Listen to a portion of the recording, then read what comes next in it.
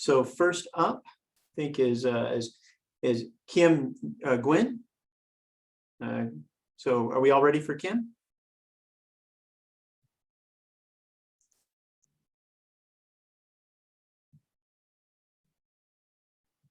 I think so. Oh, hello. Can you hear me? Yeah, hi. So okay, I'm actually Kian and not Kim, but we're in the same group. So I'll be presenting the poster that's on his name. Instead, yeah. All right. So let me. Okay, so hope everyone can see. And all right, I shall begin. So hello everyone. I'm Kian, and today I'm going to discuss with you guys about the AlphaGo Zero's weaknesses, the title of the poster. And I work with Kim Nguyen and Dr. Zeli Do and Dr. Liran Ma on this project. So let's begin. So AlphaGo Zero is the state-of-the-art computer Go program that achieves superhuman level of play. It's beaten the world's best Go player in 2016, Lisa Dole. However, it exhibits some weaknesses upon careful analysis. They're caused by the binary reward signal, win or loss from the environment, impeding the ability to discover the optimal lines of play. So first off, what is Go? In brevity, Go is a board game of for two invented in China. One plays black, one white, and black plays first. The goal is to obtain more territory on the board defined by the intersections. And the komi, please keep in mind this, is a compensation added to the white final score due to disadvantages for going second. And now we go over basic concept of reinforcement learning. So in the reinforcement learning setting, an agent interacts with the environment by taking an action after observing the current state. Then the environment will emit a reward signal and transits to the next state, and the process repeats. So in AlphaGo Zero, we have the environment at the Go board rules and the reward signal. And when the agent observes a state or the board snapshot, it will take an action, which is placing stone on the board. And now we're going to define optimal play. So an optimal play happens if an agent either maximizes the winning margin or minimizes the losing margin at the end of the game. So the standard board size is 19 by 19, but due to some computation constraint, we scale the board down to 7 by 7 for computation feasibility on our machine, and because optimal sequences of play are known on this board size. So what is the weakness of this superhuman level architecture? So in AlphaGo Zero, we have the reward signal is in the set of -1 and 1. So it's just a scalar signal, with -1 being a loss and 1 being a win from the current player's perspective. So because there's no winning or losing margin embedded into the agent's knowledge, it tends to play to win rather than to obtain the optimal sequence. And when winning, the agents tend to be more conservative to protect his victory. And when losing, it becomes more aggressive because losing by 0.5 points or 5.5 points earn the same reward signal. And here we conduct some experiment. So the ideal komi for 7 by 7 on the ideal komi for 7 by 7 is 9.0, under which both sides, when playing optimally, lead to a tie. So we train two agents with the same configurations, one under 8.5 komi and one under 9.5. So notice here that black has more advantage to win the game on 8.5 and white on 9.5. So we pick a solution proposed by a Go professional, Li Zhe, on the left right here, and remove the last 3 moves, 18, 19, and 20 in the sequence. And the graphics Here, the results show that blacks and white overplay when losing, that result in aggressiveness, urging them to play recklessly into the opposing territory. So if you can see here, play 18, white, when it perceived to lose, it will play directly into the black territory and vice versa. And lastly, we were able to produce the optimal play by pitting a 8.5 Comey black agents versus a 9.5 Comey white agent, because here both players perceived to be winning, and it plays much better, and we can achieve the first step to reproducing optimal play. Thank you for listening.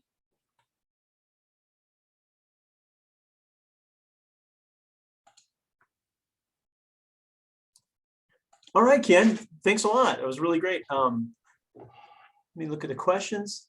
Right, what is AlphaGo, some kind of computer program, or what is this? Yes, so it's a computer program. It's built by a lot of components in the realm of artificial intelligence. It's developed by a company called DeepMind, which is now under the possession of Google and Alphabet. So I think it's pretty famous, and yeah. Okay. Now, you described something like about an optimal play. What is an optimal play? It's really hard to define into absolute term what an optimal play is. Of course, we can characterize optimal in different categories, but here we just see at when both player plays, because there's something called losing or winning margin, meaning an agent can lose by how many points and lose by how many points at the end of the game.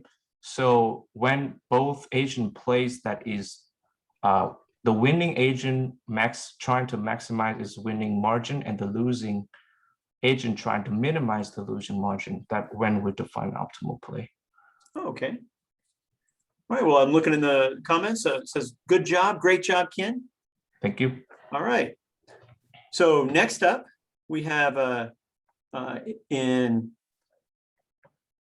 1 minute, we have Adriana Jagodzinski. Jagodzinski. Oh, I knew that. So I practiced all last night. Darn. Oh, we're excited about your talk, so let's see what you have to say. Great. I'll share my screen. All right.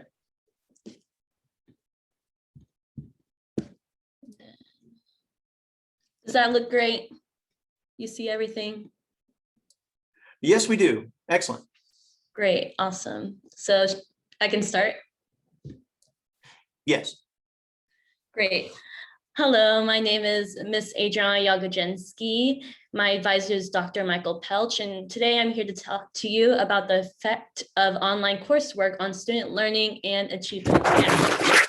So teachers have experimented with the idea of asynchronous online learning and its effects on student achievement. Asynchronous online learning is a type of instruction where online learning is not happening at the same time or place. Previous studies have suggested that online learning and overall student achievement is influenced by demographic and academic factors. Because of the coronavirus pandemic, TCU transitioned into an asynchronous online learning environment in having sums of asynchronous assignments and classwork, what I like to call remote grade. The spring semester of 2020 was a very unique circumstance because the data collected were from both in-person and online learning. Utilizing geology class survey data along with student registrar data, I investigated what factors impacted final grade, what factors impacted remote grade, and if there are any achievement gaps in both gender and underrepresented minority students, URM students.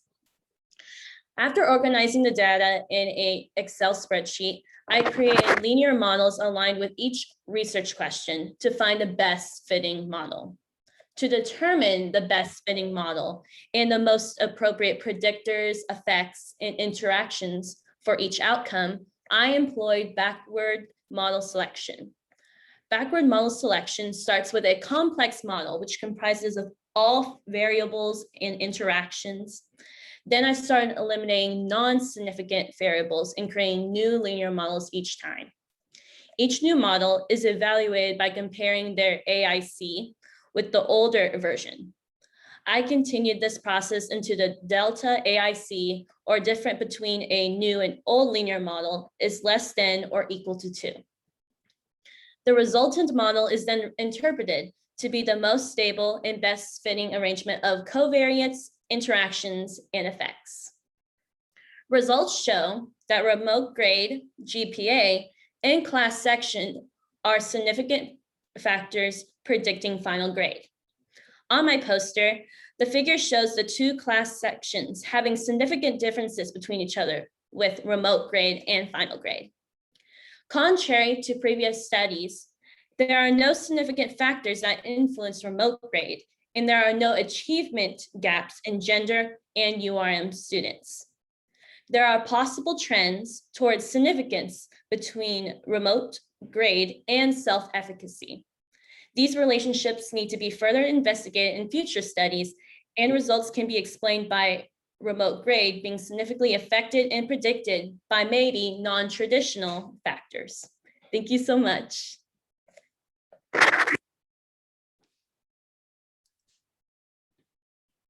All right, Adriana, thanks so much. We're near and dear to our heart here. So let me see. We've got some classes. Now, were the class sections taught by the same instructor? Yes, they were taught by Dr. Michael Pelch. Okay. Mhm. And how would you explain the section effect then? I thought it was very interesting that class section was significant. Some ideas that I think might have been happening, maybe it was the time of day that students took that class, because each class section was at a different time. So maybe that could have been a kind of why maybe class section was a big predictor. We honestly thought when we were talking about it, me and Dr. Pelch, that it was kind of interesting how that started popping up, class section. Oh, okay. And another question from Donnell Payne was, did you consider students who turned video on during class versus students who black screened? No, we did not. But once we actually got the final results, especially with remote grade, we started thinking of what else could we have thought about. Because of the coronavirus, maybe people didn't have enough money. So maybe next time we could have said, like, did you have a job while you were doing classes? Or I was even thinking for more of the demographic factors, if you were maybe LGBTQ, like this, just because of like with the remote grade results and what we got was literally like no variable or factor, we started thinking of non-traditional factors like that. So it just brought up more questions. Oh, yeah. So probably another little bit of confusion between probably remote grade and final grade. So can you explain that a little bit? Yes, so remote grade is more of like the online kind of classwork and class assignments. Final grade is the encompassing of like exams in person and from remote learning as well. So final grade is like the final grade you got in the class, while remote grade is where is just the total of all the online classwork that you did. Okay. Hmm. Well, that sounds great. And looks like, yeah, everyone says excellent job in your presentation. And so thank you so much, Adriana. Great, thank you. All right. So next up and at 2:31 will be Ben Ruelas. So let's get you set up here and we'll get started in about 2 minutes.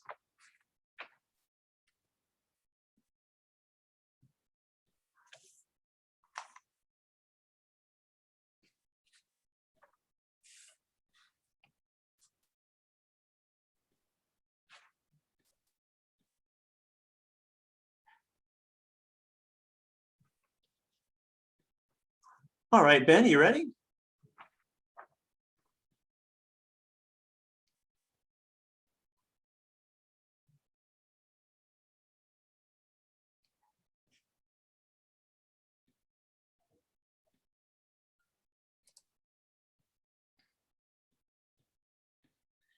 And Ben will get started shortly in 1 minute, in 1 minute.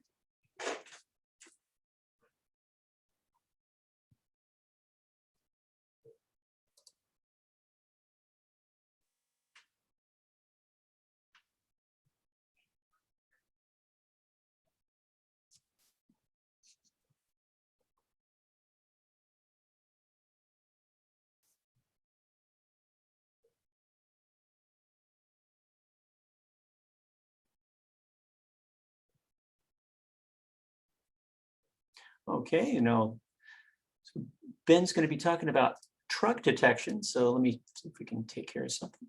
All right, no.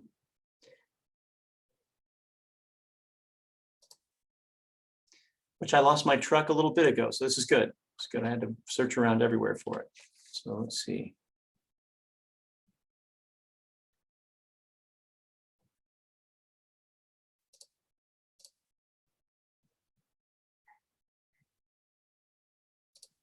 All right. Okay, Ben, you should be ready to go. All right, can everyone see my screen? We can. If you can make it a little larger, it'd be great. Okay. Or is that, let me see. Oh, well, maybe not. I'll go by section. This is just a poster, but I'll go by section here. Show everyone. Okay. So hi, everyone. My name is Ben Rellis. I'm the team lead for the truck detection senior design project for the computer science department. Our client is Greg Adams, who is the director of technology for Fort Capital. And my team's advisor is Bingyang Wei, or Dr. Wei from the computer science department. So to start off, I want to just introduce our client, Fort Capital, which is a real estate private equity fund based in Fort Worth. They focus on buying up properties, renting them out to various businesses across DFW. Their main investment strategy currently is buying or renting Class B industrial grade properties, which you can think of them as large distribution centers, large warehouses, things like that. And so what their goal of the project is, the problem that they brought to us is that the property data that the county or the state provides is actually very poorly classified and is typically inaccurate. The data doesn't really reflect the context in which the properties are being used. So it's really hard for them just to look at a spreadsheet to find industrial grade properties that they might be interested in buying. So the problem that they have brought to us is a really innovative problem where they're trying to locate trade routes that certain trucks, cargo trucks, 18-wheeler trucks are using to go between massive distribution centers that major market players use, like Amazon or Walmart.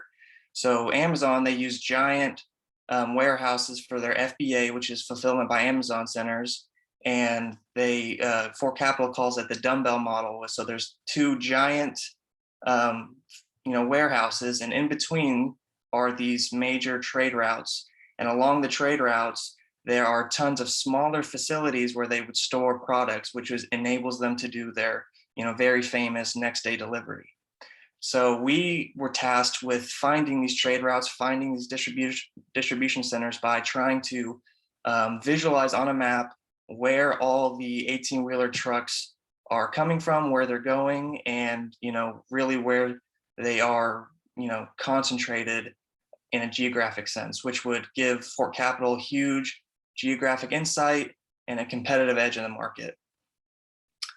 So to talk about our data set, we have hundreds of thousands of images, satellite images that we source from something called Mapbox API, which we can use URL requests to get images back.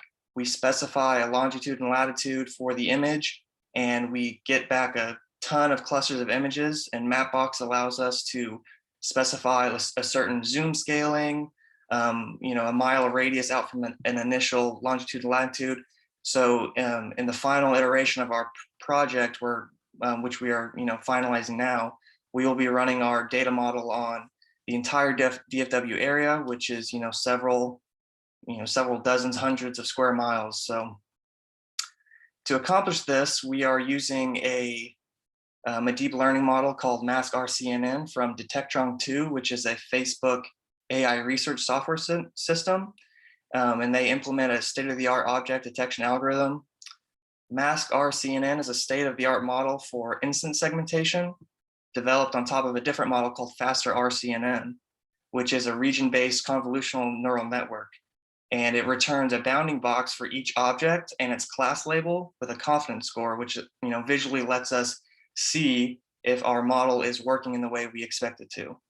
So these three images right here in the middle of the screen, this one on the left right here is kind of a description of what Mask RCNN does. So you can see, or I hope you can see, right here there's a picture of a few kids playing soccer. And so what Mask RCNN does is it breaks it down into layers and then tries to classify each shape by something that the trained model has classified it. So as it runs through the model on this very last image right here, you can see that each kid has been surrounded by a different colored box, and they have been put in their bounding box along with a confidence score showing that, hey, the model identifies this is a kid, this is a kid, this is a kid, and they're all classified and surrounded by their objects. So on the right, we have our applied Mask RCNN model on two satellite images where there are trucks in them. And you can see that, this truck trailer has a 100% confidence score. This one down here has a 99% confidence score. And these other trucks that don't have trailers, but they are trucks, have, 99%, 53%, 100% confidence ratings. So down here is our prediction result for a small snippet of DFW. The DFW is huge, so it has still taken us quite a while to figure out or to make the storage compliances feasible for us. We are very close to being done with that. But you can tell here's another example of our model being applied to satellite images. And here's a map of the concentrated areas where there are trucks. So each little red dot is the found truck by our model. And you can see, if you follow these roadmaps, that there's a higher concentration near the highways and off major highways right here, these large clusters right off of highway, I think that's Highway 30. And so you can see where these large clusters of trucks, where they have to be going somewhere, they have to be parked somewhere, they have to be stored somewhere, how this can give great geographical insight to real estate companies like For Capital. And this will give them a great edge in the market where data, inaccurate data is commonplace, and interpreting the data in a beneficial way is would put them above their competition. So I want to talk about a little bit about how our project has evolved. We started with a simpler model called UNet, which is used for different segmentation problems. One specifically that our tech lead had been using UNet for was wound segmentation, where a model could find a wound on someone's flesh and circle it, find it, and be able to detect it all throughout the data model. But there are some drawbacks to UNet that really hindered us from making a lot of progress. One of them would be that it's a little tedious to hand label the images to train the model. We would have to, when we initially started the project, we had to find hundreds of images, satellite images that did have trucks, and then go in there by hand and outline each truck that we found. Along with, we were able to classify if there was or was not a truck in an image, but we were not able to count how many trucks there are. And there are certain metrics that we weren't given from UNet that we get from Mask RCNN. So the model that we use now, Mask RCNN, is a much faster and more accurate model, and it gives us the ability to use confidence levels, like I said, and various other metrics of certainty in our predictions. Right. And then finally, just to conclude, we've successfully implemented deep learning for this truck segmentation problem. We're using Mask RCNN, and it's a very promising model. We think that there's a lot of potential to improve our storage optimizations and speed and such things like that. And to accommodate that, we are doing something called batching, which is grabbing a bunch of images in a single batch, running predictions on them, saving the results, deleting the batch, and then bringing the next batch in so that we can reuse the same amount of storage without keeping redundant things that we don't need anymore, without overusing resources. So that's our truck detection project, and that's all I have. If there's any questions, I'm happy to answer them. Well, Ben, there are some questions, but we've kind of run out of time. So we have to move on to the next. And most of the questions are really based on optimization and how do you avoid errors in this one. But great presentation, a lot of good questions on that one, but we don't have time to ask those right now. So let's move on to Nathania Davis. She's next at 2:39. So Nathania, you ready? Excellent.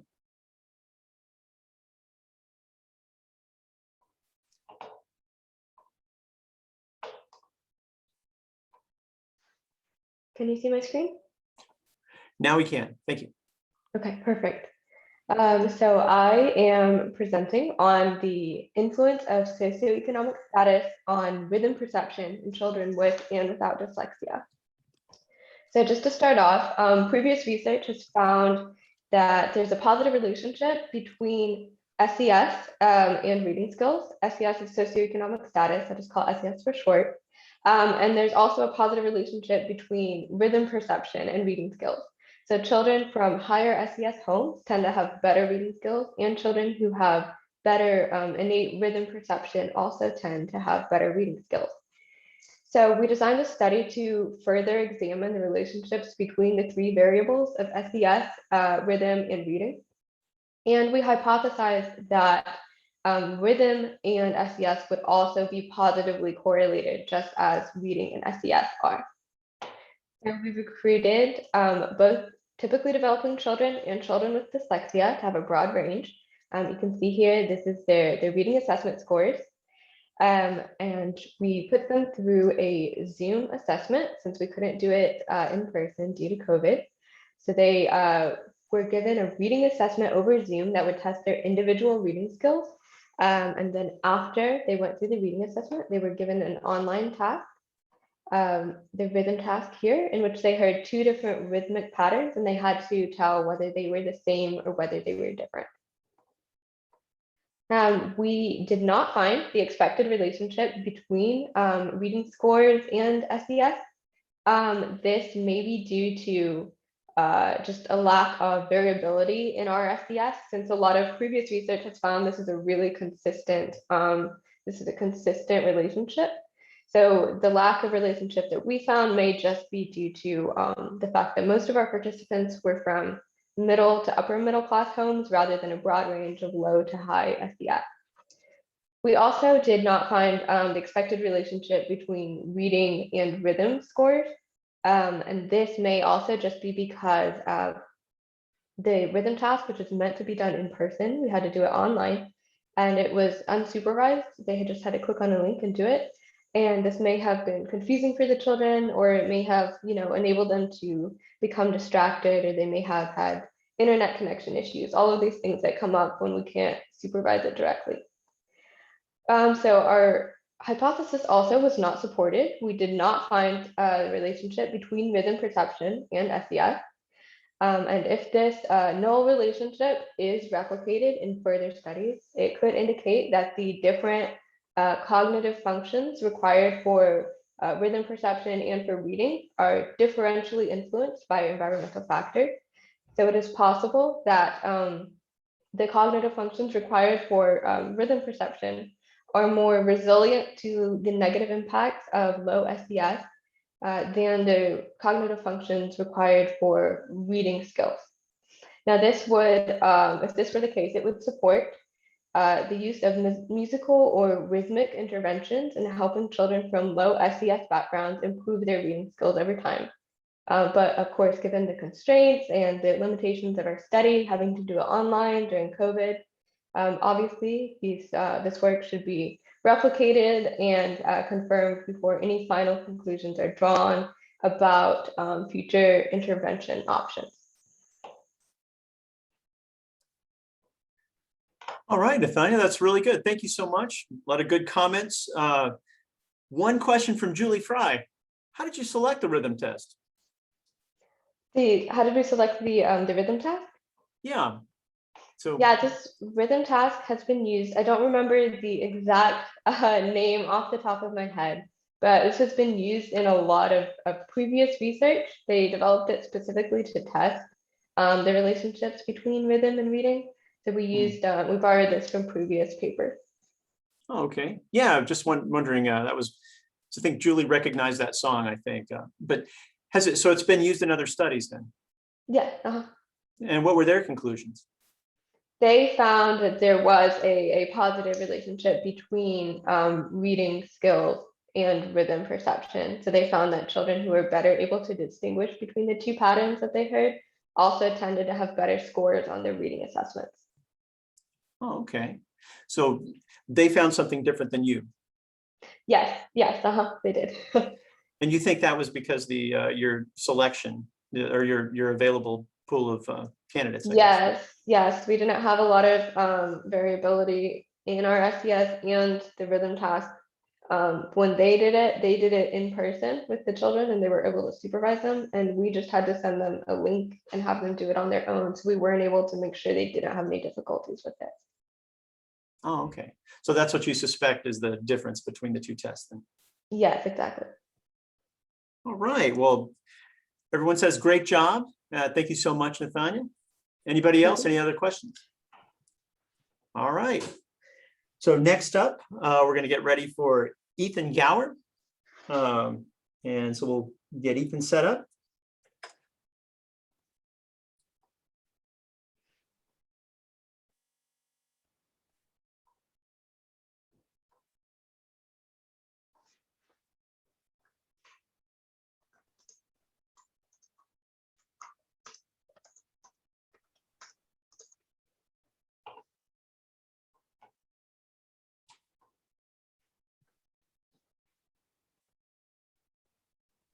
I'm not sure if he's here. Okay. So if he's not here, we're going to have to go over one of my old lectures. So this is going to be bad, for all of you here.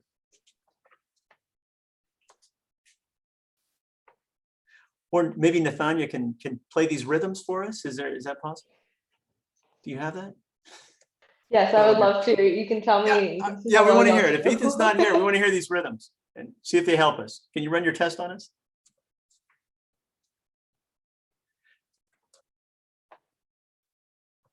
No, Ethan. All right. That's better. Either Ethan or I'm just going to keep talking. I mean, or the rhythm test. I vote rhythm test for sure. Okay. Okay. So Nathania, we're ready. Do you have it ready? Here, let me unmute you. What, the actual task? Yeah, we want to hear the rhythm. Oh, I don't actually have access to it Oh, right now. what? No, Oh, I thought you were no. joking. Can you hum it or something like that? Anything? No, if you can get a little drum and you can beat Okay. out a task and we can see who can tell if they're different. Yeah, teach or us this. Teach us this. I want to know because I want to improve my reading for sure. Okay, yes, we need to get your scores up to par. Yeah, will it help my my chemistry ability? That's what I want to ask Julie over there. Is it going to help my chemistry? Okay, good. I need that. All right. So there's a positive correlation between math skills and rhythm. Oh no. So Oh, I'm in trouble. I can't cite a study, but I keep hearing that. Well, we don't need any of that,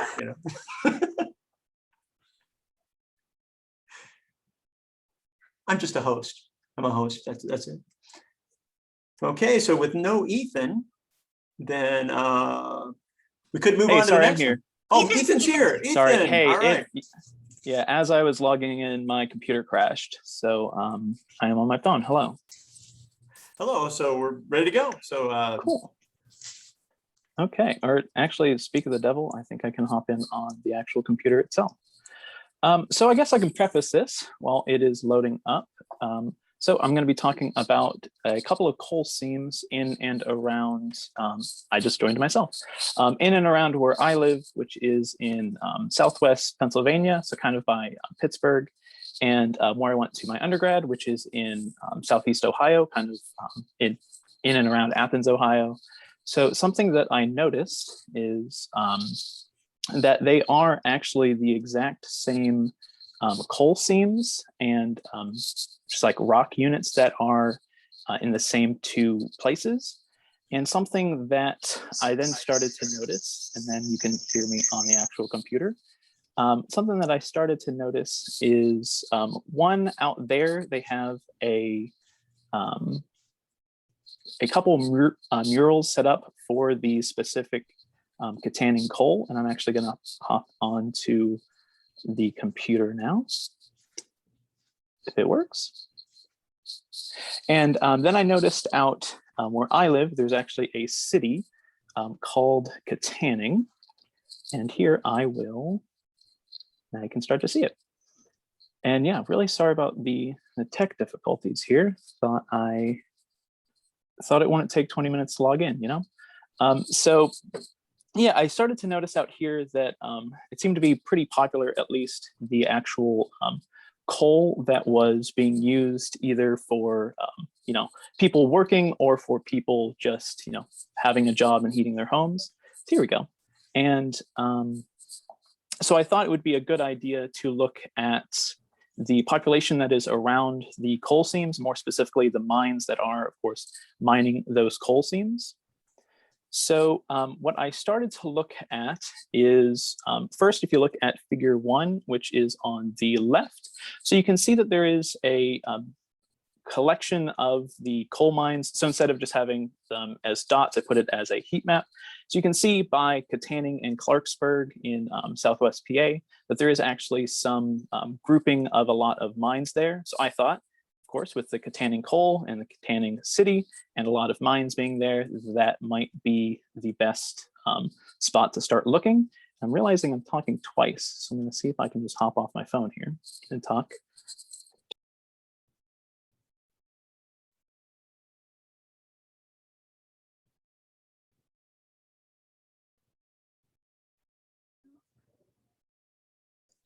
Okay, so then from there, I looked at a couple other spots. So you might notice in and around like New Philadelphia and of course the plains there that originally has started to look at. And I ran an analysis just to look between the dot density from a population map from the 1900s and 1910s to then compare that to just the locations of the coal mines that are there.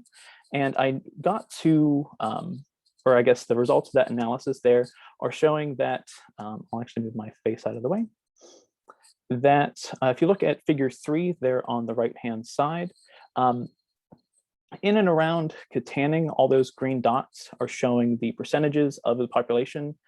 And I ended up normalizing the population that is within 5 miles of a mine, and I normalized that to the population in 1900s.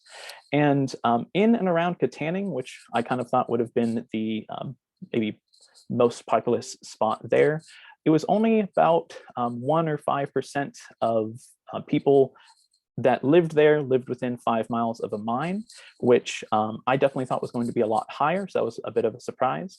It got a little bit of a stronger relationship. So it might be up to about 10 or so percent out by Steubenville.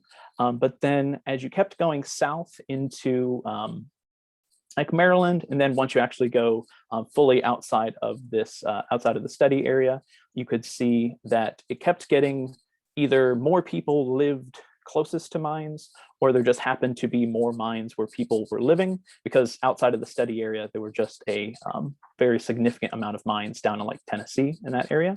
But of course, it's not part of the Katanning coal seams, so I left it out of this study. But then if you look at, so I guess figure 3C, right by accident, so those bigger circles there are just showing that up to about 26% happened to be the highest number. So about a quarter of all people that lived in and around that area were within 5 miles of a coal mine, which isn't, I guess, quite as big of a correlation as I thought it was going to be, because it might have just been there was a lot of mines in the area. But it is a at least a spot to maybe look more so in the future to see, as I mentioned, a little bit of maybe future research here is that you can look instead of just raw population that lives there, and then start to look at, of the people that live close to the mines, how many of them are actually coal miners themselves.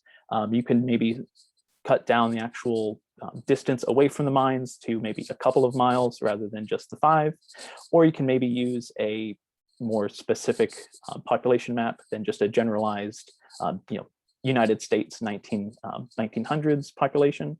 But it is at least a interesting thing to look at, that as you keep going south away from the where I thought most people would live by the Katanning coal mines, it is a stronger relationship of people living closest to the mines as you keep going south, rather than actually by Katanning and the Katanning coal seam.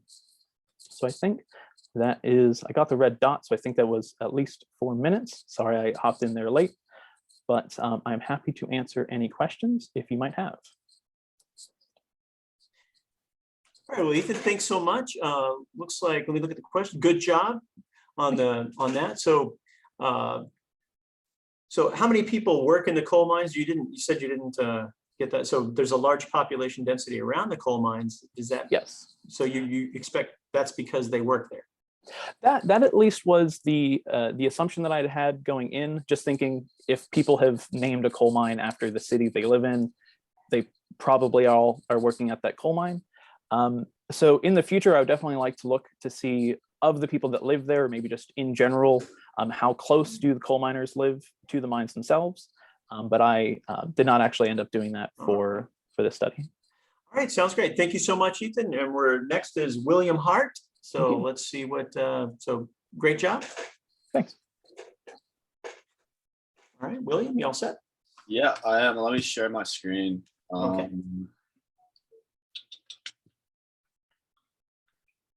Can y'all see that about right? A little bit small, William. Okay. Is that? May want to zoom in a little bit to whatever you're talking about. Okay, to what we're talking about. Me and Jesse did this. Jesse Maguchi did this together. He's in here as well. I think he's muted right now. So basically, what we want to do is estimate solar power potential in Fort Worth.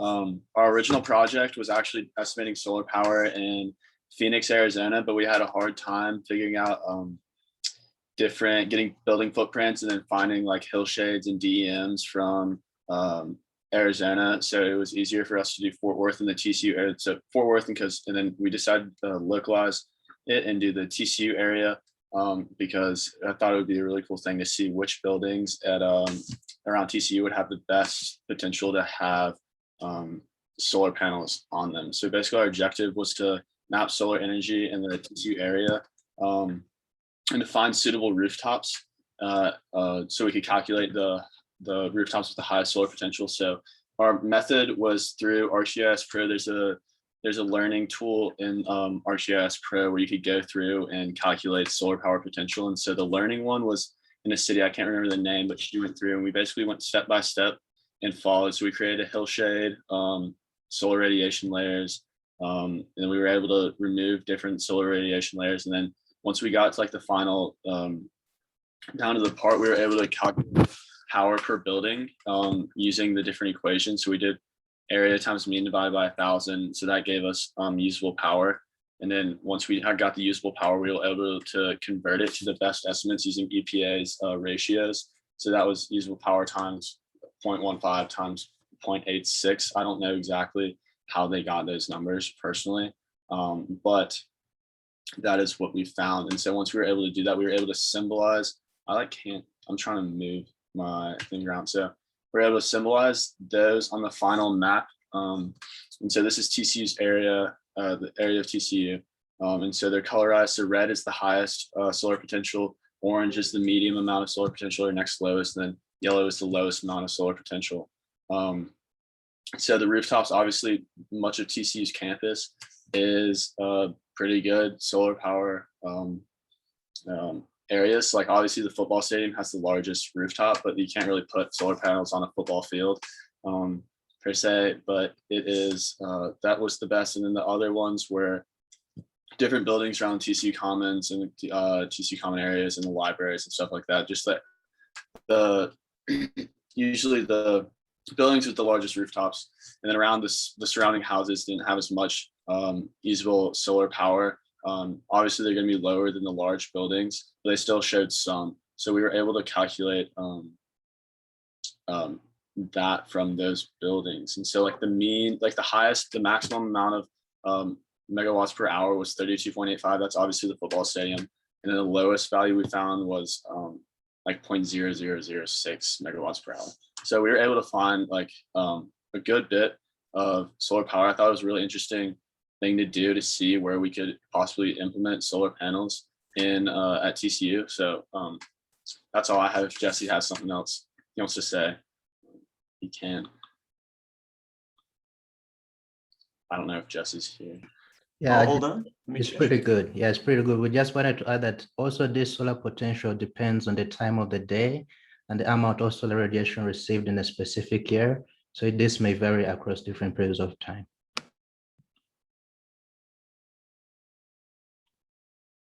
All right, well, great job, William and Jesse. You look at the questions over here. So you're counting the rooftop area, is that right? Is there any Correct. direction, like is it facing Yes, sir. south or anything like that? What do you do? So, well, when we were able to, we were going through the process, this area where there's the aspects, I guess I didn't put it in here, but when we did the aspect tool through ArcGIS Pro, we're able to find the areas of where that's pointed north, south, or east, or west. And we were able to take out the areas of low solar radiation, which is image D. So you can, like, if it zooms in for me, there's the areas of low solar radiation are obviously going to be the darker areas. And the higher ones are going to be the ones that are lighter. So we were able to do that with the aspect layer and then do solar radiation through the other tools in ArcGIS. Oh, okay. Yeah, great. Yeah, probably last question. So if we wanted to get a tan, that's where we would, so we could use this as a tanning solution for our skin then, right? Yeah, exactly. Okay, excellent. That was the main question. Precisely. Yeah, and let me look over here. So so how many megawatt hours does TCU use, and would this be beneficial for us? We didn't necessarily calculate the total amount. I don't think it would be necessarily super beneficial for us because like the largest one we had was the football stadium, but that's accounting for the building footprint of the football stadium. So it's obviously it's going to calculate the field in that, and you can't really put football or solar panels on a football field. But other than that, we didn't calculate the total amount. I guess that would have been a good idea to do. Oh, okay. And what about the cost for megawatt hours? You said you had like what, 32-ish or something like that?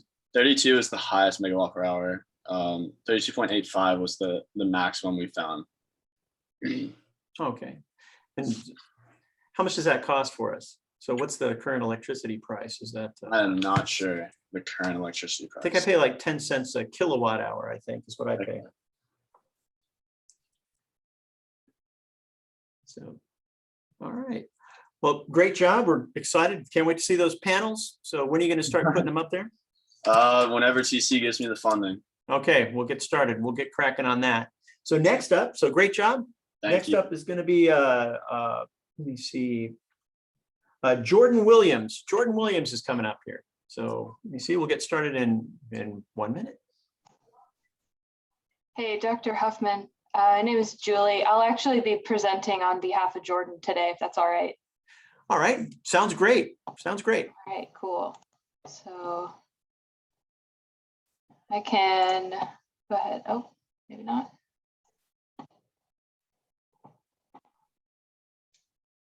There we go. Okay. So I'll just start whenever you give me the go ahead. Well, Julie, I think we're ready to go. All right. Make sure. Let me make it a little bit bigger and so we can all see whatever you're looking at. Went to the end somehow. Sorry. 1 second. Already done. All right. Yep. That was quick, huh? Okay.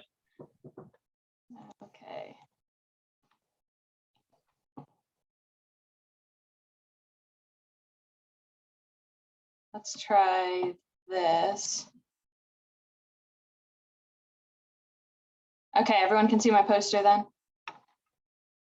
Okay. Yes, we can. All right, sounds good. Okay, so like I said, I'll be presenting on behalf of Jordan Williams today. Sorry, you'll have to bear with me because I know I won't do as good a job as she will, but we studied the relationship between COVID responses and Asian attitudes. We studied this primarily from a terror management theory perspective. And this theory posits that the key existential fear that we face as humans is the awareness of our own mortality. So we know one day we will die and we don't know when or how or where. And this has the potential to create extreme anxiety in us. So in order to protect ourselves from that anxiety, we invest in a number of protections. So one of these main protections that we use is maintaining faith or adhering to a cultural worldview. So this can be anything from a religious perspective, political beliefs, etc. So because we tend to adhere to these cultural worldviews or practices as a defense against death, when these defenses are punctured or threatened in some way, that means that typically we might have greater accessibility to these death-related thoughts. So there's this inverse relationship there. So we wanted to look at specifically how this would work in the context of COVID. We have seen on the news and maybe anecdotally, maybe personally, that discrimination and violence toward Asians and Asian Americans has increased for a number of reasons during the COVID pandemic and responses to it.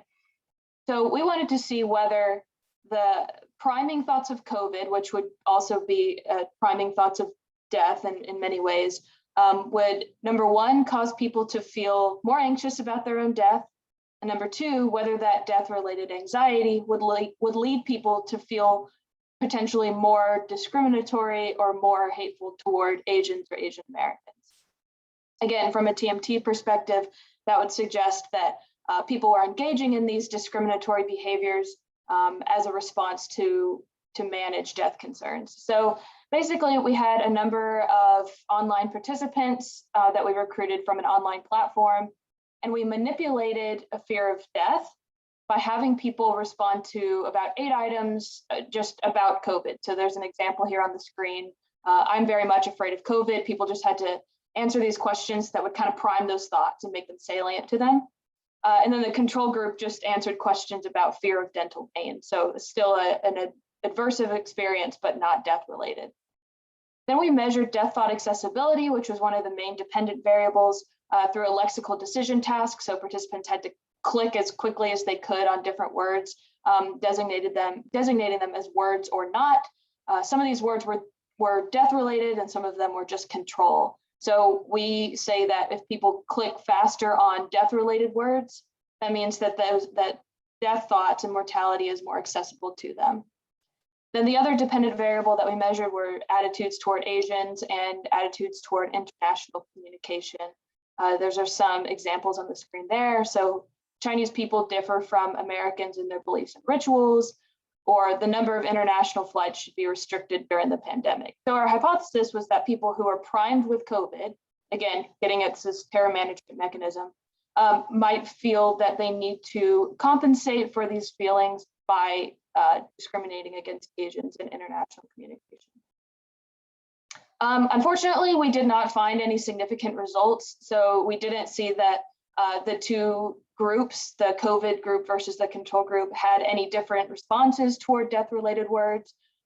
We also didn't necessarily see that there are any differences in attitudes toward Asians or Asian Americans or attitudes about international communication. So there are a couple of reasons for this, and there's more statistics down at the bottom if you'd like to read them, but this could be explained by some methodological maybe limitations or differences. For example, this study was conducted about 7 months after the pandemic was declared to be a pandemic. So as we know, there's been a lot of different stages happening throughout the pandemic. So we may have just not been measuring it at the right time. But overall, this definitely needs more work. We've seen maybe personally or impersonally that there are definitely racial disparities to be addressed. And this is one study that tried to do that. And we could definitely use these results to build on it and keep trying to figure out what's going on here. So that's what I have. This email here at the bottom is for my my co-author, Jordan Williams, if you have further questions. Thank you. All right, thanks a lot, Julie. That was great. So look at some of the questions. So did you measure, so you were measuring Asian attitudes or attitudes towards Asians? Right, so there's a couple of dependent variables here. If you look at the bottom bullet point under method, they're kind of combined into the same bullet point. One of the scales, it's just a self-report measure, and it's an attitudes toward Asian scale, or attitudes, maybe it's specifically toward Chinese, maybe. and one of those example items is that Chinese people differ from Americans. And so that's one example of the 10 items. The other ones get to be a little bit more in-group, out-group oriented and kind of more discriminatory. So you would say that if somebody scored higher on that scale, then they would feel maybe more negatively toward Asians. Okay. And we see your participants were Amazon Mechanical Turk workers. What is that? Amazon Mechanical Turk is an online crowdsourcing platform that we use pretty typically in a lot of social psychology research. Typically, we need a lot of participants, and so this is a really convenient way to achieve that. So people can sign up and become a worker, and they can answer different questions, participate in different research studies, and then we pay them a small fee for compensation. Pretty cool. Well, thank you so much, Julie. We appreciate you speaking today. Thank you. All right. So next up, we've got Nicole Riddle. Is Nicole ready? Yes, I'm here. Excellent. We're looking forward to your talk, and you'll be starting in 1 minute and 30 seconds. 30 seconds. Okay. I'm also going to be presenting with Emily. Will also be speaking with me. Okay. All right.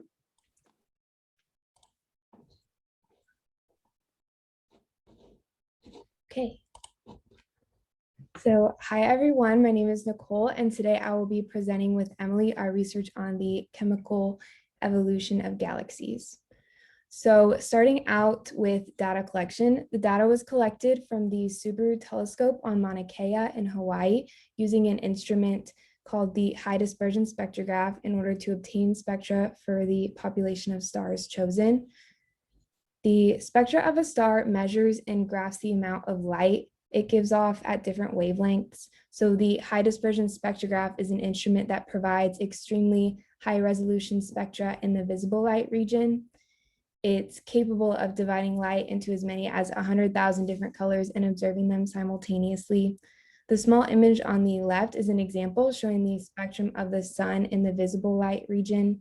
It can provide scientists with various information about the sun, including the elements it's made of, or in other words, its chemical composition. The data was also collected only on stars in star clusters. The reason we use stars in a cluster is because they are born at around the same time, meaning they are around the same age. So you all are probably wondering, how did these stars get elements in them in the first place? And why is it important to study their chemical makeup? So initially, the theory is that after the Big Bang, it only created hydrogen and helium, which are extremely light elements compared to the rest of the periodic table. And so as the first stars formed, they were virtually metal-free, as we call it, meaning they were only made up of super light elements. And as they age, they create heavier elements through nucleosynthesis and fusion. And once they die, they expel their guts all over the universe, meaning that the universe is actually more chemically enriched than it was before, meaning there are more heavy elements. This process is going to repeat with the next generation of stars. And then the next generation of stars, meaning that the amount of heavy elements that we have in our universe today is due to all of these past generation of stars. And so specifically, we are going to be looking at neutron capture elements, which are the elements highlighted in red, such as iron, yttrium, zirconium, barium, europium, and so on.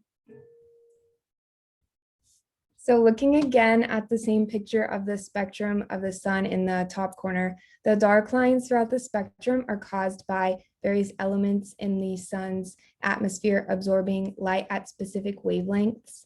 These will create what are called absorption lines in the spectra. Each of the different elements show specific absorption lines on the spectra. So in other words, the absorption lines are like a fingerprint for the element present.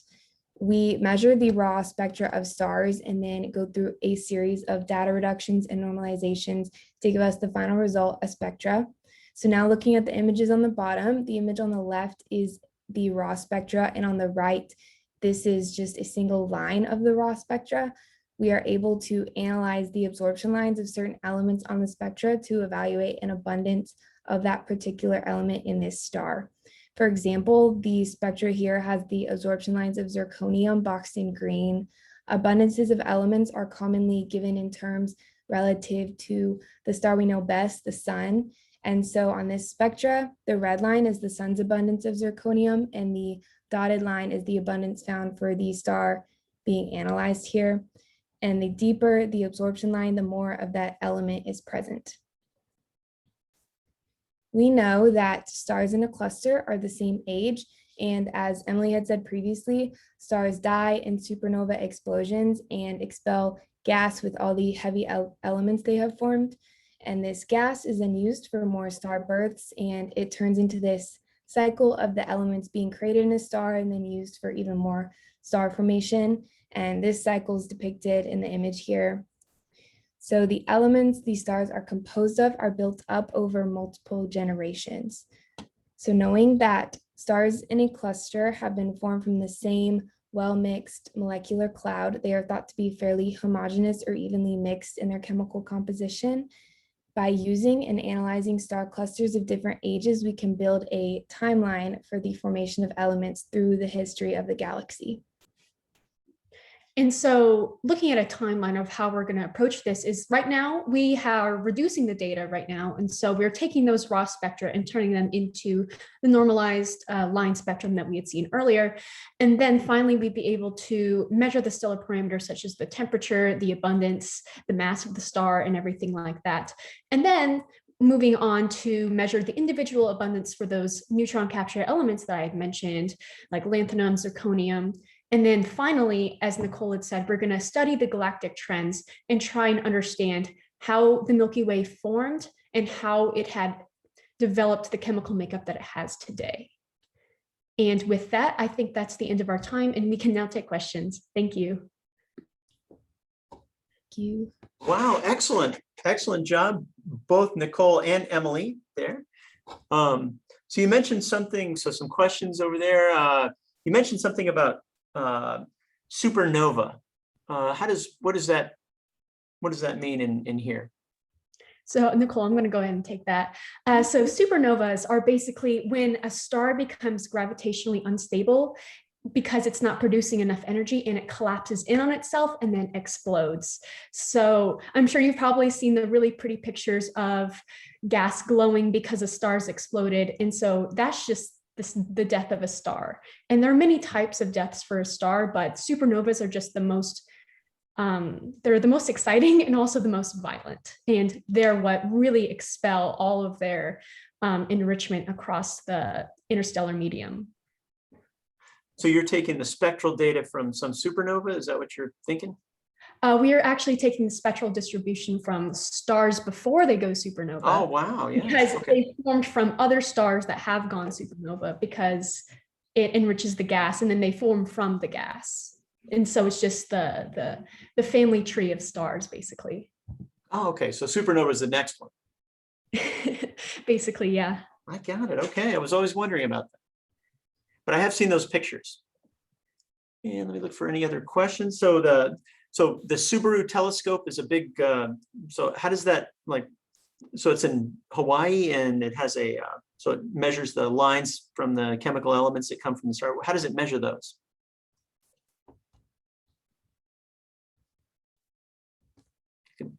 A spectrometer or something like that? Do you want to go, Nicole? Yeah, so I mentioned the data collection, they used that high dispersion spectrograph. So it captures the light from the stars and it measures that amount of light. Oh, okay. And it's very similar to when you shine light through a prism and how it splits into the rainbow. It basically does that, but on a very high and very accurate level. So you can actually tell what specific wavelengths the star isn't shining at. So then you can tell, oh, that wavelength should mean that that element is in the star. All right. Well, that is super. Well, Nicole and Emily, thank you so much. That was excellent. So next we have Gretel Jordan coming up. Hello. Let me share my screen. All right.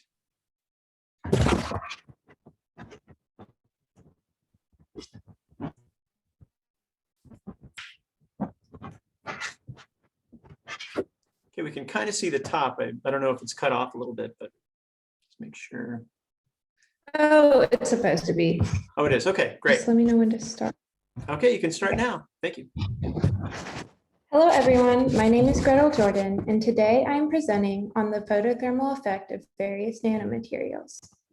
In the United States alone, the annual death toll due to cancer is estimated to be over 606,000 people. Existing treatment options such as radiation and chemotherapy can be successful in killing cancer, but often come at a cost. A plethora of side effects due to their tendencies to affect both cancerous and healthy tissues. Most options for radiation implement high-energy particles or waves to destroy cancer cells, which can scatter to surrounding tissue and inadvertently damage healthy cells.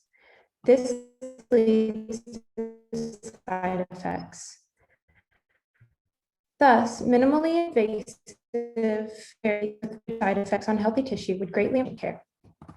Photothermal therapy, the heating of cancer cells to biologically detrimental temperatures, provides a promising alternative option for radiation therapy. Photothermal therapy utilizes near-infrared light, which is much less energetic than that which is used in current treatment options. Additionally, human tissue does not absorb much in the infrared, which limits cell damage. Certain nanomaterials exhibit photothermal properties, the ability to heat up when irradiated with near-infrared wavelengths due to their absorption in this region. By targeting cancer cells with nanoparticles that exhibit this property, tumors can be selectively ablating the cancerous tissue. This is an example of a study done in which the photothermal effect of carbon nanotubes can be seen in a mouse. The mouse had a tumor that was injected with carbon nanotubes, a near-infrared absorbing material, and irradiated with near-infrared light. From the images, you can see that the mouse is okay, but the tumor is burnt. Again, this is not my work, it's just an example of for what my research is ultimately intended. My research characterizes and compares the photothermal effect of different nanomaterials at various concentrations in aqueous media. Reduced graphene oxide nanoparticles absorb in the near-infrared region. However, they are not water-soluble. Graphene oxide does not absorb in the near-infrared, and it is water-soluble. To take advantage of reduced graphene oxide's absorption in the near-infrared and graphene oxide's water solubility, samples of reduced graphene oxide were ozonated for varying amounts of time to give samples of reduced graphene oxide with varying amounts of oxidation. The results of the ozonation are pictured here. In the image, you can see the increasing solubility of the nanoparticles as the time of ozonation increased. The sample ozonated for 10 minutes was chosen for the characterization of the photothermal effects because it was the sample that was most water soluble while still retaining its absorption in near-infrared. Citrate-coated copper sulfide nanoparticles were also synthesized for their characterization of photothermal properties. This was done by an addition of an aqueous solution containing copper 2 chloride and sodium citrate monohydrate to sodium sulfide solution. The solution turned from the blue characteristic color of copper to brown upon addition of the sodium sulfide. The reaction was then heated for 15 minutes until it turned a dark green color characteristic of copper sulfide nanoparticles. These particles were then isolated and used in the following experiment. As pictured on the graph, the synthesized copper sulfide had absorbance in the near-infrared. Varying concentrations of the slightly oxidized reduced graphene oxide and copper sulfide were irradiated in aqueous media with an 808 nanometer laser. The reduced graphene oxide had the largest change in temperature. At the highest concentration, we achieved a temperature change of 59 degrees Celsius, whereas water only increased by 3 degrees. These results are exciting because they show that reduced graphene oxide is a significant candidate for photothermal therapy. The copper sulfide also had a substantial change in temperature, heating 6.7 degrees Celsius to a final temperature of 31.6 degrees. In the future, I will plan to characterize the photothermal effects of gold nanospheres and gold nanorods. Additionally, I will run live cell experiments on the nanomaterials. In summary of my research, we characterized the photothermal effect of reduced graphene oxide and copper sulfide nanoparticles in aqueous media. The copper sulfide had substantial photothermal effect, heating 6.7 degrees Celsius. The reduced graphene oxide had the largest photothermal effect, heating over 15 degrees Celsius to a final temperature of 41 degrees. These nanoparticles show significant potential as candidates for photothermal therapy and could potentially offer an alternative mode of radiation therapy to ablate tumor cells. Thank you. All right, Gretel, that was super. So let me look at some of the questions here. Looks like, how about, so you're heating up water with infrared. Is that right? And seeing how much it's going to heat up, and then you put some nanoparticles in there and seeing how much it heats up then. Is that Yes, kind sir. of what you're doing? Oh, okay. Right. And where do you get your nanoparticles? We had some reduced graphene oxide from Sigma Aldrich, I think, and then we ozonated that to give the slightly oxidized reduced graphene oxide. And then the copper sulfide, I kind of went through the synthesis of that. We synthesized those. Oh, okay. Well, that's pretty neat. So this research is really the end product is you're going to inject these nanoparticles into some kind of tissue, a cancer tissue, and then expose that to infrared. Yes, sir. Oh, okay. That's the plan. All right. And yeah, so that's something Julie was questioning is how do you insert them into the tumor cells? Well, we can specifically target cancer cells by doping them with things that are upregulated on the cancerous tissue. So like, for example, folate receptors are upregulated on many cancers. So if you dope them with folate and inject them into the area, the nanoparticles will go towards like the cancerous tissue. Oh, okay. So you use a needle and some kind of chemical then? Yes. Oh, that sounds great. Thank you. Well, it sounds like everyone's real interested, and Gretel, excellent presentation. Thank you so much. Learned a lot. Thank you. All right. And next up, we're going to have Emily Sherman. Thank you. Thank you all for being here. I'm excited to share a little bit about a project that I've been working on as part of the Monchomp Research Group. This project sought to develop an efficient, scalable, and applicable method to synthesize alkynyl phosphorus compounds, which are also known as vinyl phosphonates. You can see a picture here on the screen. So the key feature of these compounds is this phosphorus atom connected to a carbon-carbon double bond, which is also called an alkene group, hence alkynyl phosphorus compounds, or a vinyl group, which is where the other name vinyl phosphonates comes from. So there are current methods available to make these. They're used widely in industry as fungicides and flame retardants, but unfortunately, many of these methods either require multiple steps or only give you a limited number of potential products, or they require starting materials that have to be synthesized. So our method is a simple two-step method that begins with readily available starting materials like acetone and other ketones and H-phosphonates. So here's the simple two-step scheme. It begins with the this phosphorus hydrogen bond and the ketone combining with the help of a catalyst to form a phosphorus carbon bond in the intermediate alcohol. So this is the first addition step. The second step is an elimination step where this OH group is removed with the help of thionyl chloride and pyridine to form that carbon-carbon double bond. So we had the three big goals of efficiency, and then of scaling this up for potential industrial use, and then being able to apply it to a variety of different starting materials other than acetone. So we took three specific approaches for each of these goals. For efficiency, we examined a number of different acid and base catalysts. And for scalability, we examined a one-pot process. So a little bit about a one-pot process. It's a little different than the method you would typically use for a two-step reaction like this. Normally you'd run your first reaction, then you'd have to stop and purify this intermediate compound, which takes a lot of time. And especially on the industrial scale, when you're working with tons and tons of products, this can take a lot of chemicals as well. And then you would proceed on with your second reaction step, but you would have wasted a lot of time and a lot of money during purification. The one-pot process eliminates that step by running your first reaction and then adding the reagents for your second reaction directly to the reaction flask, sort of like a crock pot method where you put in your brisket, you let it cook for 6 hours, you add some potatoes for the last 2 hours. When you take off the lid, you have the meal. That's essentially what a one-pot process is. So that was for scalability. As far as testing the applicability of this method, we explored several different kinds of ketones and are also starting to branch into aldehydes. So a little bit about what we found. When we explored different acid and base catalysts, we began with DBU, which is a classic catalyst for this reaction. And we found that on substrates like acetone and cyclic substrates like cyclopentanone, we got really high yields for that first addition step. However, we obtained an unexpected yield when we tried this on an aromatic substrate called acetophenone. Instead of getting this phosphorus carbon bond after the first addition step, we ended up with a rearranged product where the phosphorus carbon bond had been swapped out for a phosphorus oxygen bond. So we did some research and found that this was likely because of the DBU was deprotonating this alcohol and allowing this rearranged product to form. So we tested a variety of catalysts and found that this Lewis acid, titanium isopropoxide, was a valuable alternative to DBU. So you can see here, in some cases, it gave higher percent yields, like in the case of acetone, it gave an 83% yield instead of a 61% yield. But most importantly, it opened up this whole class of aromatic compounds for this method because they weren't undergoing rearrangement. So the second thing we looked at was the one-pot synthesis, and we need more data here to establish a strong trend, but so far it's showing that the one-pot process gives comparable yields to the two-step method with the intermediate workup.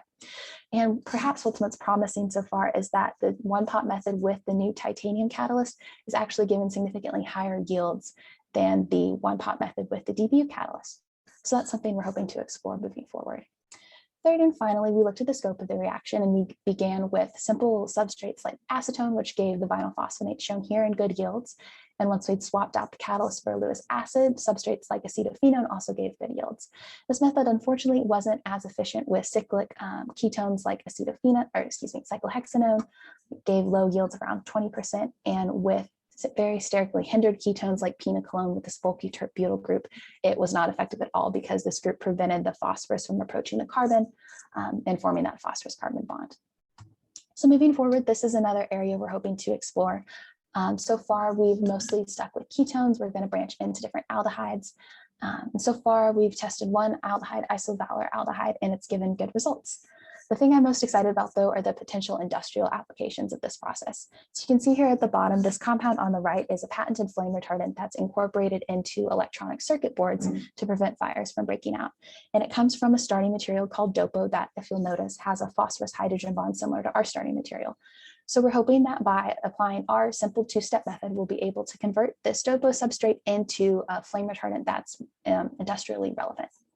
So in conclusion, we've developed a simple two-step method that by examining the different catalysts, by exploring the different substrates, and a one-pot method.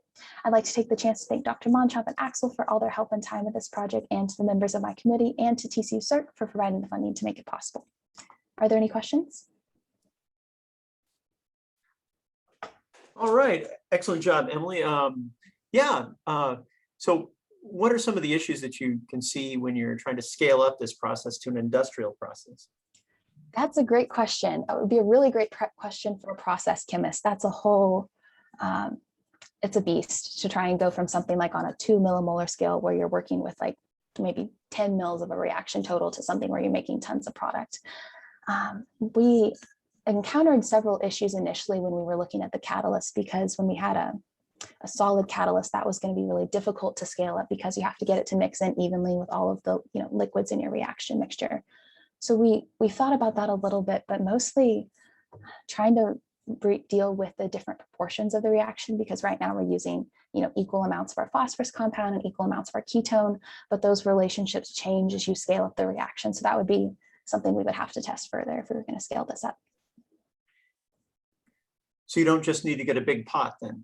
And just start We mixing also things need together? one of those. Oh, okay, so that's no, it's always a good place to start. Yeah, you need a big pot, so you don't have enough of those. Well, cool. Yeah, it sounds like you're really on the flame retardant, like fires and things like that, so you can dump them out of a helicopter and stuff. Yeah, exactly. There's already some phosphorus compounds that are being used, like in the California wildfires last year. So it's a growing field for sure. It's exciting. Well, good luck. We need new ones, I think. Good luck. Yes, sir. All right, you. Emily. Well, thank you so much. Excellent presentation. So next we have Rebecca's coming up in 1 minute. And that's Rebecca Curran. And I think this one is, I think I'm showing my screen here. So let me see if I can.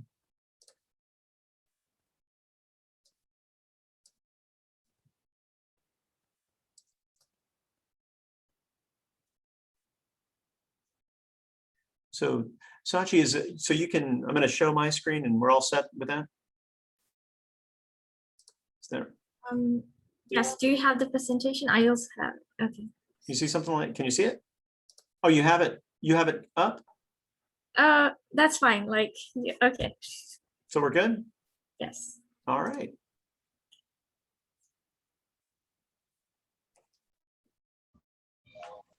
Hello. So my name is Becca Curran, and I will be presenting on metacognitive biases, specifically the connections between fluency effects and beliefs in individualized learning styles. And Dr. Mary Hargis is my research advisor. And to start, so what are metacognitive illusions? So these occur when there is a mismatch between what we believe to be true and what is actually true. Another important term to know is judgments of learning, or JOL for short. This is when a person will make a judgment on a scale from 0 to 100 about whether they think they will remember specific information later on. Rhodes and Castell in 2008 examined whether perceptual information, such as font sizes, could influence memory predictions. They found that participants gave higher JOLs for the words presented in larger font sizes, but when they actually had to recall the words, there was not a difference in recall between the two font sizes. Rhodes and Castell tested another metacognitive illusion in 2009. In this study, they examined auditory information and presented the words in either loud or quiet volumes. The same results were found in which participants gave higher JOLs to the words at loud volume, but there wasn't actually a difference in the memory recall. Okay, next. Thank you. Another important term to know is learning styles, and Paschler defines it as the concept that individuals have different ways of learning that works best for them. The three types of learning styles that he investigated were visual, auditory, and kinesthetic learning styles. The most common hypothesis is called the meshing hypothesis. This states that the instruction is best provided in a format that matches the preferences of the learner. So overall, people believe they have a learning style, but Paschler found that there isn't enough evidence for learning styles and that more research needs to be done. And then Meal, Finn, and Molden conducted a study in 2011 that examined fixed and malleable intelligence. People who believed that intelligence is fixed made higher JOLs for the words in large font because of the easily learned, easily remembered heuristic, while the participants who believed that intelligence is malleable made higher JOLs for the words in small font because they interpreted that as effortful encoding. Next slide, please. And so these studies led us to our current study in which we investigate the connection between an already established illusion and its connection to learning styles, which is another potential metacognitive illusion. So we hypothesized that a belief in one metacognitive bias might be related to a belief in another. For example, if someone believes in an individualized learning style, they'll also believe in the fluency effects on JOLs. And our secondary hypothesis was that metacognitive beliefs may be related to overall beliefs about intelligence. Next, please. So this is our method. We had 36 TCU student participants that were tested individually. The participants first completed a consent form and a demographic questionnaire, and they also completed the learning style questionnaire, which will be shown on the next slide.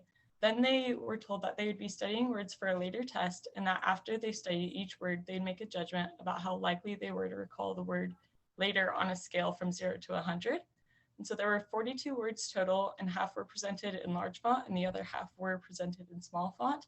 Then participants played a distractor game of Tetris and then took a free recall test in which they're asked to type as many of the previously presented words that they could recall. Then they completed the theories of intelligence questionnaire and were debriefed. Next slide, please. So these are the questionnaires we used. The learning style questionnaire assessed whether the participants endorsed visual, auditory, and kinesthetic learning styles or none of them. And then the theories of intelligence questionnaire assessed whether participants thought that intelligence was fixed or malleable. Next slide. And so our results for the learning styles, we had 43.47% of participants endorse having a visual learning style, 21.75% endorsed kinesthetic, 8.69 endorsed auditory, and the other 26.09 did not endorse a specific learning style. Next. So we ended up replicating previous findings regarding fluency effects. This graph shows that the JOLs are in the black bars and their actual recall performance is in the gray bars. So this just shows that participants gave higher JOLs for the words in large font size than the words in small font size. And the participants were generally overconfident in their ability to recall words overall. Next. And so we found that there was not a significant relationship between belief in learning styles and perceptions about small and large font words. This could mean that there is no relationship or just not enough variance in learning style beliefs. We did find that the relationship between belief in learning styles and perceptions about intelligence was significant. Fixed beliefs about intelligence were related to having a belief in learning styles. Next. And so in conclusion, it is important to uncover the relationships between metacognitive constructs. The next step in research would be to examine whether changing participants' beliefs about learning styles affect their beliefs about learning and intelligence. For example, we could conduct an experiment where we manipulate whether participants' naive beliefs about learning styles are left alone, or we give them a lesson on how learning styles aren't supported by evidence, and many learning scientists say they aren't real. And then we would compare whether changing these beliefs would affect other beliefs, such as beliefs about JOLs and beliefs about intelligence. And that is all I have. Thank you for listening. And are there any questions? All right. Excellent job, Becca. Let me get everything back up here. I'm going to stop sharing. Let me read some of these questions. Yeah, so visual was font size. So as a teacher, is there anything, I mean, small, large? They always complain about my writing is too small. So the results did show that, I mean, students think that they'll remember the large fonts better, but there wasn't a difference in recall. And that again was mostly just like in short, like memorization real quick. So it might be different for paragraphs, but it did show that there was a difference in recall. So your students can stop complaining. So I can quote you on this. This is okay. Yes. Excellent. Thank you so much for this. I need to get a note. Can I get a note from you? Let me look at some of the other. Okay, what about so at auditory learning styles? What is that exactly? So that's like when you hear words and like you think you'll remember better like, by like listening to them, or like for example, it's like you would learn best if you saw a word and like translate it out loud or just like hear it repeatedly. Okay. And you mentioned that people, let me see, you mentioned that people had a different view of their own learning style. Can you expand on that a little bit? Like, I'm curious about that. So that's just like people have like a preference for how they think they learn the best kind of thing. So like I like writing things down. That's how I prefer to do it. But there is no evidence to show that like if I do that, I'll learn better than learning through like auditory or something like that. So there's no evidence connecting the two. Oh, okay, well, excellent. Well, Becca, thank you so much. Excellent presentation. Looks like, oh, there's here's some more questions from Julie. So do you remember what evidence was presented to disprove the existence of learning styles? Maybe. It's like evidence. That Pashley did show that like the common hypothesis is the meshing hypothesis, but that there wasn't enough evidence. And so that is Pashler 2012, I believe. Pashler 2012, okay. All right, well, Becca, thank you so much. And I think we're all excited to see what comes next. Sounds good. Thank you for listening. All right, sure.